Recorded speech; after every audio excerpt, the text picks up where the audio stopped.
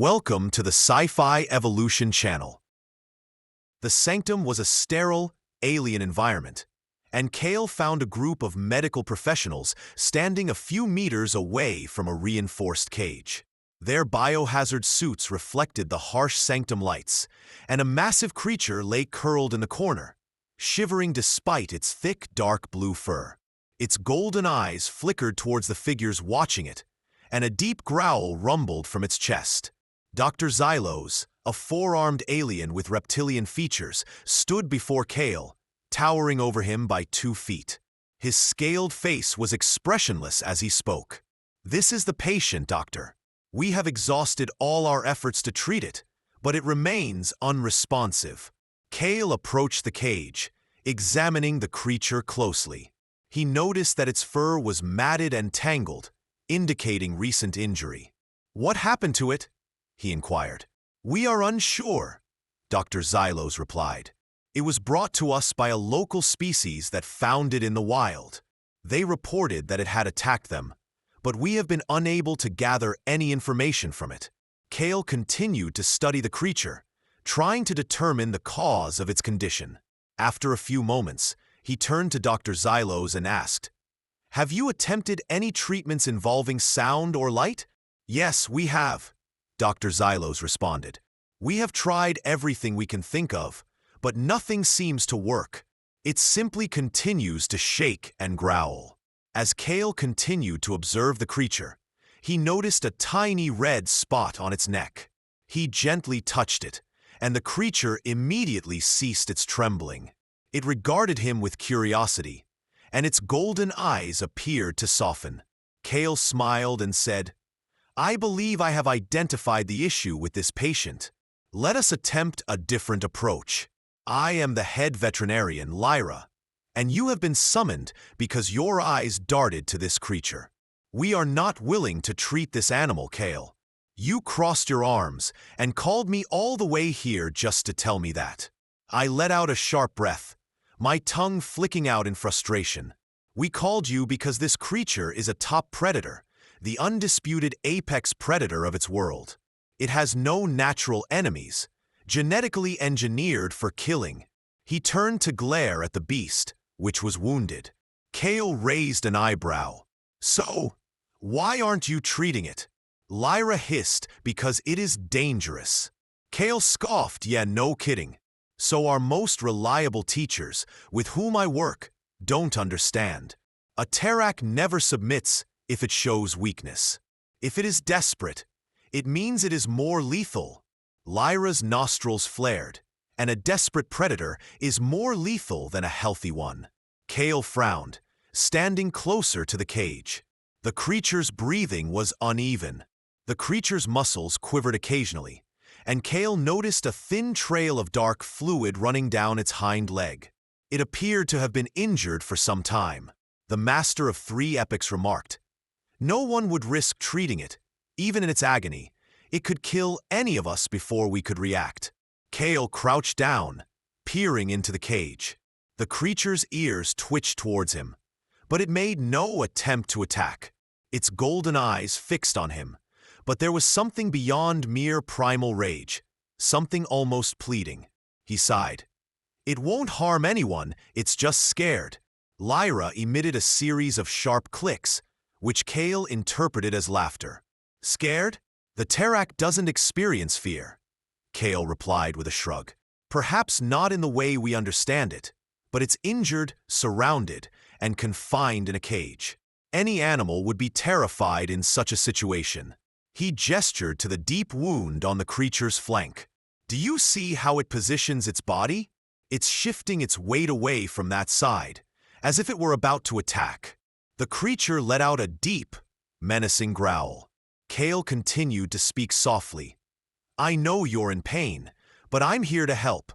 Let me take a look at you." The Terak's eyes narrowed, but it did not attack. Kael slowly approached, his voice calm and reassuring. "I'm not going to hurt you. I just want to help." The Terak's growl subsided, and it allowed Kael to examine its wounds.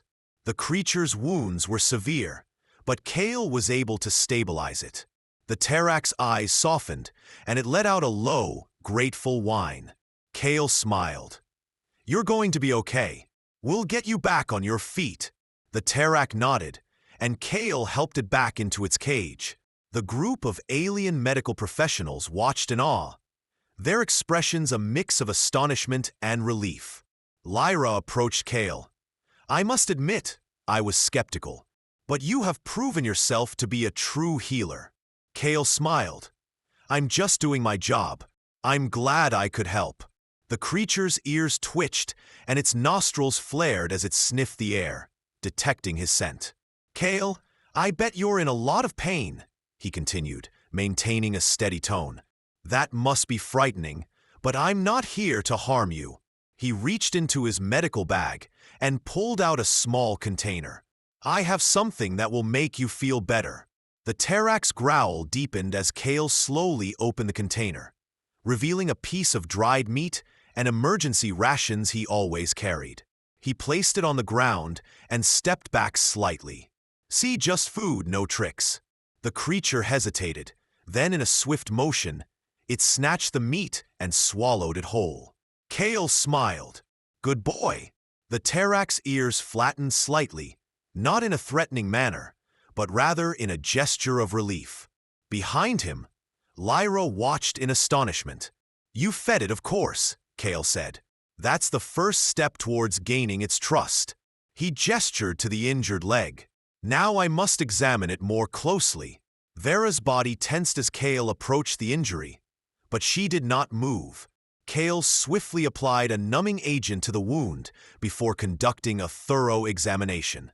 The damage was not as severe as he had anticipated, but the infection had begun to spread. "You're fortunate," he murmured, "but you've been neglecting this for too long." Vera exhaled with a hint of exasperation, directed not at Kael but at herself. I know, Kael chuckled. "Getting injured is a real pain." He worked diligently, cleaning the wound and applying an antibiotic patch. The massive creature remained motionless, occasionally twitching its tail. When Kael finally settled back, he met the Terrac's gaze.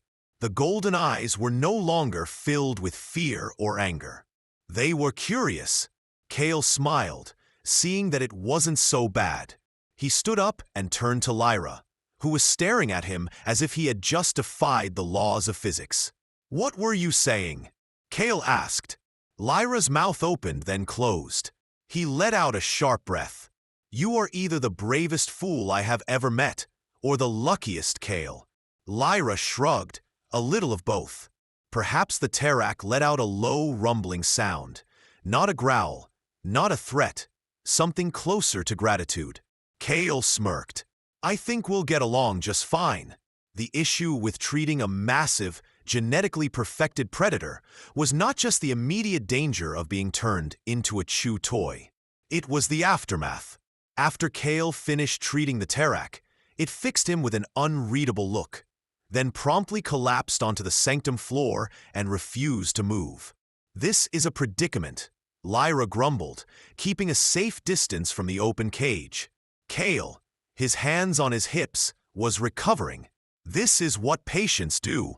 Lyra pointed his clawed finger at the beast, which was sprawled out like a large, battle-scarred house. It was lingering there, so Vera, "Don't linger, Lyra." They retreated into the wilderness to heal. They do not remain in the presence of others. "Well," Kael said, gesturing vaguely, "it seems this one is making an exception."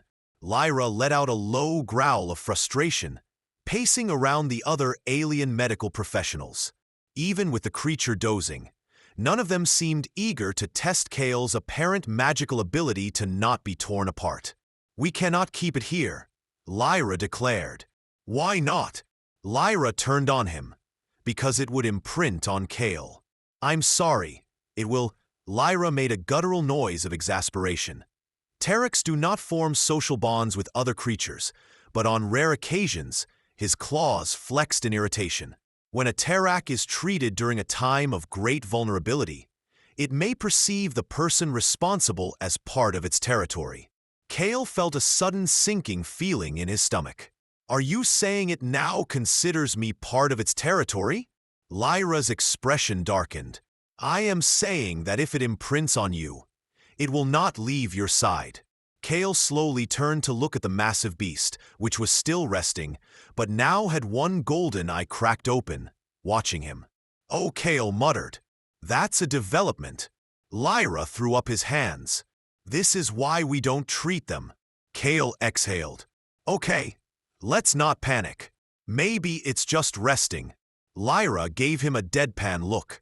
Maybe it has decided that you are now its den mate, and will proceed to attack anything that threatens you.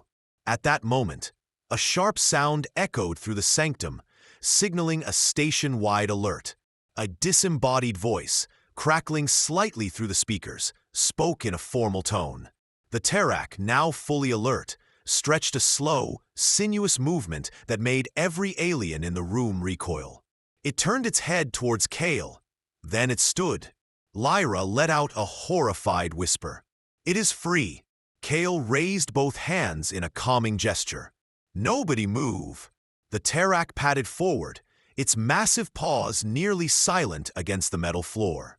The golden eyes locked onto Kael's pupils, narrowing for a very long moment. The room fell silent. Then, without a sound, the creature gently pressed its massive, furry head against Kael's chest. Lyra let out a choked sound. Kael hesitated. Then slowly and carefully, he reached up and placed his hand on the creature's thick fur. It did not flinch, did not growl. It simply stood there, as if confirming something to itself or to Kael. Kael murmured, "Well, I guess that settles that." Lyra took an unsteady step back. "You can't be serious." Before Kael could respond, another impact shook the station, followed by the unmistakable sound of gunfire. The sanctum doors burst open, and a security officer, bleeding from a wound on his arm, stumbled in. "Pirates!" he gasped. "They're boarding the station." A distant explosion cut him off. The Terrak's ears twitched forward, and it let out a low, menacing sound. Lyra tensed. "We need to evacuate." "No," Kael said, his instincts kicking in. "We need to help." Lyra stared at him in disbelief. "Help against armed invaders?" Kael turned to the Terrak. The mighty predator stood tall, its head held high, muscles tense, its golden eyes fixed on the source of the noise. It was unafraid. Kael exhaled. "Well, if I am now part of its territory, let's see if that works both ways." He took a step towards the door, the Terrak following. "You cannot be planning to." But Kael was already moving behind him. The Terrak let out a deep, rumbling growl, and then, as silent as a shadow, it stalked after him. Lyra groaned. This is madness. But he followed too, because for the first time in his life, he saw something more terrifying than a wounded predator. He saw a predator that had chosen its side, and it was about to remind everyone why it was the apex. The air in the corridor was heavy with the scent of ozone and scorched metal. The security alarms blared, casting everything in a flickering red light. Kael moved swiftly, crouching low, his heart racing, not out of fear, but out of the sheer absurdity of the situation. Behind him, the Terrak moved with unsettling silence, its massive paws gliding across the station's polished floor, as if it were hunting prey in its natural habitat. Its golden eyes were fixed ahead, its ears twitching at every distant sound. Lyra, breathing heavily, lagged a few steps behind, either from exertion or sheer anxiety. Kael couldn't tell. "This is insane," he muttered. "We should be running away." He gestured wildly at the Terrak. "Whatever this is, listen," Kael whispered, pressing himself against a bulkhead. "The security forces are outnumbered. If these pirates take control of the station, it's not just us who are in danger, it's everyone." Lyra's hands clenched in frustration. "What exactly is your plan?" Kael peeked around the corner, and three armed figures in mismatched combat gear were moving down the corridor, scanning the rooms. Their weapons looked like they had been scavenged, but lethal coil guns, perhaps subpar plasma rifles. He turned around, lowering his voice. I walked out there, and they saw an unarmed human vet. They became overconfident, and he gestured to the truth of nature. Lyra stared at him. That was your plan. Kael shrugged, having a better one. Lyra opened his mouth, then closed it, exhaling sharply. I despise humans. Kael grinned. You will live. Before Lyra could argue further, Kael stepped into the corridor, raising his hands in a universal gesture of surrender. The pirate's weapons snapped to attention. Who? Kael said, maintaining a relaxed posture. I am merely a physician. One of them, a heavily built alien with segmented armor covering its limbs, tilted its head. What kind of physician? Kael smiled. The kind that preserves life. Mostly, the second pirate, a slender insectoid creature, chittered with amusement. It's not a good day for you then, Doctor. The third pirate, a rugged-looking humanoid, grinned, stepping forward. I like humans, he said, his voice gravelly, easy to deal with. About that. Kael paused, taking a deep breath. A shadow moved behind him, and a Terrak emerged from the corridor, like a nightmare made flesh. The pirates barely had time to react before the Terrak let out a sound so deep and primal that it reverberated through the walls. The humanoid pirate fired first, but it was a fatal mistake. The shot barely left his weapon before the Terrak moved. One moment it was behind Kael, the next it was on the pirate. There was no struggle, no fight, just a swift and fluid motion. Claws flashed, a muffled scream, and then silence. The second pirate let out a terrified shriek and fled. The Terrak launched itself, covering the distance in a single unnatural leap. It didn't even need to kill. With a single swipe, the pirate was sent crashing into the wall, unconscious before he hit the ground. The third pirate tried to escape, but he didn't make it. In less than 5 seconds, the corridor was quiet again. Lyra emerged from cover, looking pale. Kael exhaled, glancing at the Terrak. Its fur stood on end, but it turned its head towards him. Wait, good Kael, he said to the Terrak, letting out a soft sigh. He gestured at the destruction. That is precisely why we do not engage with them. Kael ignored him, stepping over the fallen pirates. We must reach the control center. If they have already taken over the station systems, we are in serious trouble. Lyra let out a choked sound. We are already in trouble, he said, but Kael was already moving. The Terrak padded after him, its tail twitching.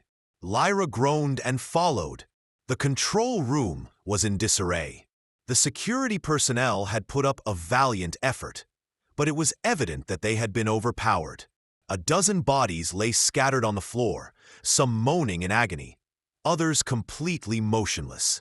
The main control panel was still functioning, but 4 heavily armed pirates were on guard. Kael crouched behind a maintenance console, observing the scene. Lyra was kneeling beside him, appearing to deeply regret every decision that had brought him to this point. The Terrak gazed at him with worry. The pirate Lyra, his eyes gleaming like gold, glanced between the two as he exhaled. What is your brilliant plan now, Kael? He inquired. Kael considered the same plan as before, but on a larger scale. Lyra looked as if he was about to throw himself into an airlock. Kael adjusted his stance, took a deep breath, and then walked straight into the control room. The pirates reacted instantly, their weapons trained on him. Hold it right there, one barked. Kael raised his hands. Easy, I'm just a doctor, no weapons. The leader, a tall, scarred alien with cybernetic implants, tilted her head and asked, What exactly are you doing here, Doctor? Kael gave a sheepish smile. Would you believe me if I said I got lost? She smirked. No. Then she raised her weapon. Kael sighed. I didn't think so. The Vera struck like a force of nature. It moved so swiftly that the pirates barely had time to react. Before 2 of them were already down, the third managed a wild shot, which harmlessly deflected off the reinforced plating. The Vera collided with the fourth. The pirate pinned them with a single powerful paw. The leader staggered back, eyes wide with astonishment. In the background, Kael stepped forward, brushing the dust from his jacket. "I would surrender if I were you," he said. The leader glanced between Kael, the Terrak, and her rapidly diminishing options. Slowly, she lowered her weapon. Lyra entered the room, eyes wide, looking between the wreckage and Kael. "You," he breathed. "I don't understand humans." Kael smiled, moving towards the control panel. "You're not the first to say that." He pressed a few buttons, activating the station's security override. "Looks like we're in the clear. Security can handle the rest." The Terrak approached him, sniffing the air.